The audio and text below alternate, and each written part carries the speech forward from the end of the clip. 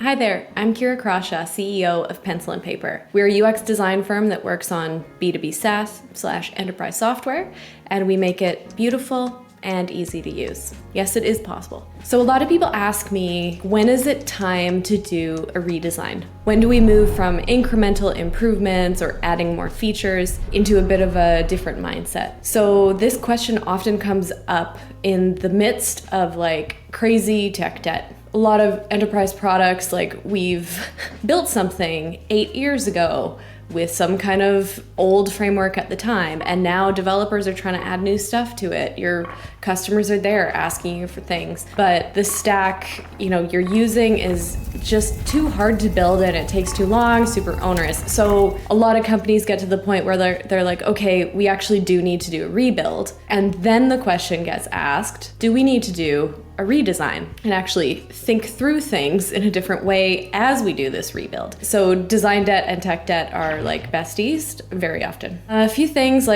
we thought about it in the team and we're like, okay, how would we actually describe when is it time to redesign? In your software, you probably have stuff that's legitimately working, people are used to, and then you have flows and fail features that you've created that seemed like a good idea at the time, aren't really working out well, or you have a bunch of pockets that you're really unsure about. So it may not be just this straightforward thing of our software sucks, just rethink the whole thing. It's rarely that case. Although I think we could probably all agree that there's some enterprise software out there that we do want to set on fire. So I've built out a couple of signs that are pretty consistent across teams that need to do a redesign. Number one, your software isn't keeping up with the workflow changes. So your user's workflow has changed from what you built originally. They've gotten more sophisticated, or maybe you made a flow people never even did before, and now they're kind of leapfrogging over you. And so when this kind of disjoint happens, and there's a lot of workarounds that are happening for the users, this is a good sign that at least that flow needs to be redesigned. Lack of functionality prevents new users from joining. So because of this onerous tech debt that a lot of people have, new customers are I'm not super into it. It doesn't have the things that I need it to do. That is something that can really prevent you from growing, is a bit of a bummer, and signals that there's a redesign that's probably important to have. Another sign is just that the sophistication of the back end and the front end just do not match. So the UI is looking real weird, it's looking old, maybe it looks broken. It doesn't have to be cool all the time in B2B necessarily, but it does have to seem like it's not broken, and it does have to seem like it's worth the high price tag that you are charging for it. It's often really not just a UI thing, just a looks thing. It also implicates the flow and all of the interactions and things like that. So they do come together, but I guess, the vibe is off in your UI compared to your awesome backend. That is a really strong sign that it's time to really rethink some things.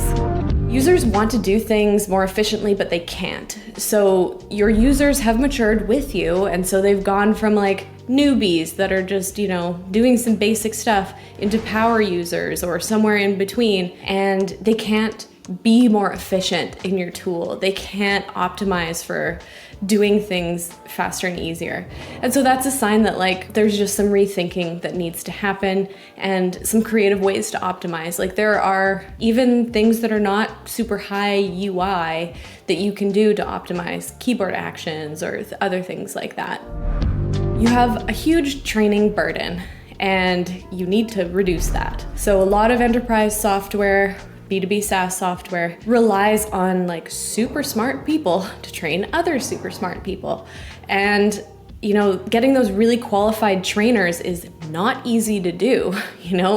There's even certain cases where somebody has to have a PhD to train the other person with a PhD to use the software. Now, most of the time, that's not strictly necessary. We can make something have a lower lift to begin with, and then just use that smart person to take them the rest of the way. We don't need somebody with a PhD to hang out with the customers for 3 weeks on site. necessarily. So the training burden also kind of translates to this dynamic that we have where you can't grow, you can't really scale because it takes a long time to be onboarding these new people. Kind of related to that is that support tickets are higher than they need to be. So you are getting a lot of beef coming in, people not so pleased, and that creates a big burden, creates a big team, lots of processes that you need. And in a lot of cases, we have UX optimizations, like user experience stuff that can just be thought out a little bit better by a couple of people, implemented, and then you never have to deal with that problem again. So the support tickets can be like just a really good barometer for how you're doing. Another sign is that users are actually working across more devices and more software than they originally started doing. So they're demanding from you that you have a suitable mobile experience on tablet or on a phone, or you integrate with another tool, things like that. So they're asking a lot more from you, but it's not just such a straightforward thing as just like implement a thing. You don't need to think about it. You do need to design it, think about it carefully. There's lots of use cases where it's really suitable to make a unique mobile experience for someone. For mobile experiences or like cross-platform experiences, they really need to be thought out well. There's lots of use cases where you would actually use a really reduced but specific few interactions or flows on a phone that you wouldn't necessarily do on the desktop experience. Sometimes you need a bunch of that desktop experience to translate really well into a tablet or into a phone. And it requires design effort and testing to make sure that you like really hit the nail on the head with that and you don't just waste devs' time implementing something that's not gonna work. So the last sign that I'm gonna cover is around your software demo. So we all know that B2B software sales takes a long time. There's a typical, like when you're actually selling to big enterprises, it takes a long time. There's a lot of people involved and things like that. Generating those leads, like your marketing costs that actually get that lead in the door, get that prospect talking to you in the first place to see your demo, that is not cheap. That's not superficial at all. So if you run the demo and the product looks broken, or you have to do a lot of kind of behind the scenes things to make it work and things like that, and you can't quite tell that compelling story. You tell a story of like this sophisticated software that's amazing, it's powerful, it's reliable, but your UI kind of looks like haphazard, like you duct taped it together, like this person doesn't even know this person. Like these screens are like not sisters, not twins, they're not even, related to each other. So a bit of like a disappointing software demo can also be something that brings up this question of redesign. So I hope that this helps you kind of frame things or think about your design needs or need for redesign a little bit more clearly. I will say as well that redesign, it sounds like a big word. It sounds like every single thing is getting thrown, out the window when you say that word. But that's actually not true. There's a lot of things that can be incrementally improved while other things are being thought out in a more longer term kind of context. So these things really play together.